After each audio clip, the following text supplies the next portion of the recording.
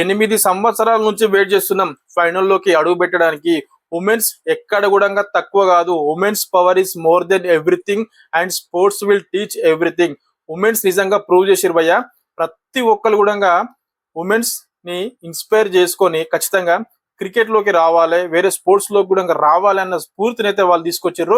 ఎందుకనంటే 7 times champions అయిన Australia పైన నిన్న మనోళ్ళు గెలిచిన తీరు చూస్తే మాత్రం నిజంగా ప్రతి ఒక్కరం కూడా హ్యాట్స్ ఆఫ్ చెప్పాల్సిందే. ఎందుకంటే ఆ విధమైన పర్ఫార్మెన్స్ ఆస్ట్రేలియా అంత ఈజీ టీం కాదు.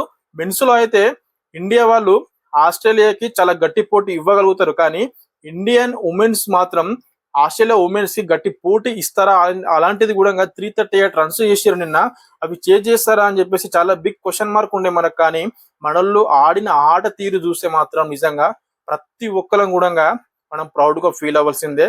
నిజంగా India is a great and Indian womens are great and Indian womens power ఎప్పుడు కూడా తక్కువ కాదు. వన్స్ అగైన్ వాళ్ళు ప్రూవ్ చేసుకున్నారు, మేము ఎక్కడ కూడా తక్కువ కాదు, అన్నింటికి మించిన శక్తి మాలో ఉందని చెప్పేసి నిజంగా మన ఇండియన్ ఉమెన్స్ ప్రూవ్ చేసారు భయ్య. నిజంగా హ్యాట్స్ ఆఫ్.